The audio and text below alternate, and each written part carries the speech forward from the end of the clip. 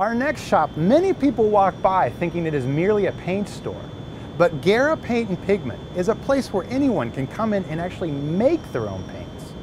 And as you're about to see, whether you're a world-renowned artist or just someone painting their living room, there's plenty of reasons to do it yourself.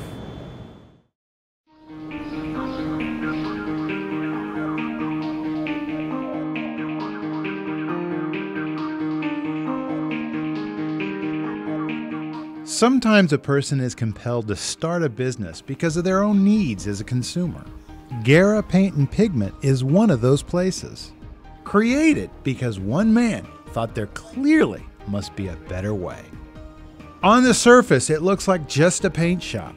But look closer and one sees an assortment of brightly colored bottles and vials, neatly stacked from floor to ceiling, like some kind of hyperchromatic chemistry lab or psychedelic pharmacy. Guerra's specialty is pigments. Be it for vinyl, acrylic, watercolor, or many other paints, customers have over 200 powdered or liquid pigment concentrates to choose from.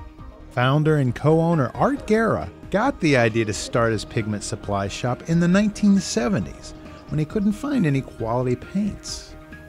I got hired by CETA, which was Jimmy Carter's giving artists in New York City jobs. I was the first government-hired artist to do murals since the WPA back in the 30s. I went out and bought sign painting paints. The one thing that there was a big gallon can of this beautiful dark red.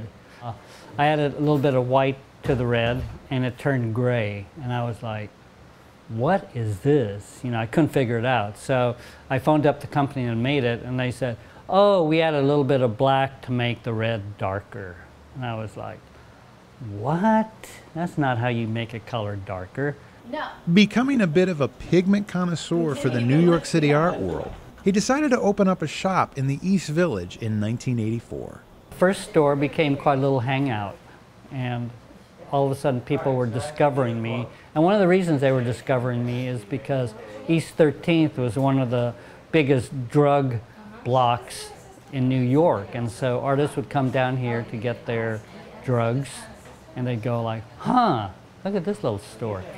You know, and they'd come in, and so I'd give them a demonstration. They would always be floored because it was such an instant thing to make your own paint like that. Now, along with co-owners Jody Bretnall and Sarah Morey, they are supplying pigments worldwide. Their products have been used on everything from stage sets for the New York Metropolitan Opera and Cirque du Soleil to even Lady Gaga's concert tour piano. Now, why go to all the trouble of making your own paint? Besides being just plain fun, it's also about quality and control. For there is a little dirty secret in the paint world. Over-the-counter paint is not all that great. Core ingredients like raw pigment and resin are expensive, so it is no surprise that some manufacturers skimp, leaving customers with a paint that is hard to control and fades fast. If you're using a pre-made paint, you can't really add the color. You're using what you have bought. With this, you actually add as much color as you want, so you can make it very, very vibrant. So the paint you put down is true to how you put it down. In other words, if you put it down big and thick, it's going to stay that way. It's not going to collapse and shrink. Guerra does not actually make the pigments themselves. They are more, as they like to say, a depository for pigments. For you see, the world of pigment manufacturing is a complicated one. Pure pigments are not just dialed up on a computer like something on Photoshop. Most are created for a specific application by a specific company. Pigments are being discovered and becoming extinct all the time due to demand and cost effectiveness. Color Buicks of the 50s. 50s and 60s. We have the last 200 pounds of that pigment. Many pigments are first developed by companies for the auto industry due to their need for high quality and durability. This puts Guerra on a perpetual treasure hunt, going to the ends of the earth for pigments. And sometimes it is a case of one man's junk is another man's treasure. I learned, phone up a lot of these old paint companies and see what they have. see if they happen to have any old pigments they don't want. And so I would phone them up and they'd say, sure, we have a whole corner full of old stuff that we don't want. Art and I were able to, this year, get 1,000 pounds of a blue that we got from Germany that was going to go into the automotive industry. And it didn't make it into the industry. It just wasn't accepted. And so we got 1,000 pounds of it. And that is the Pigment Blue 80. And that's right here, Benzimidazole R5R. That was going to be on, like, super high-end, Porsches and stuff like that.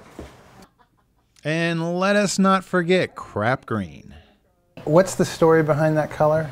This, we buy all our cobalts from the Shepherd Color Company, and when they clean out their pigment tanks, this is the color they get. So this is a mixture, and they sell it, and they think it's very funny that we call it crap green. I don't know what other people buy it for, but we sell it to artists, and they love it. It's very popular. Be it crap green or any of their other pigments, each is represented on their enormous color chart. Once a customer makes their selection, the owners are almost insistent on giving first-time users a quick lesson on how to mix pigments.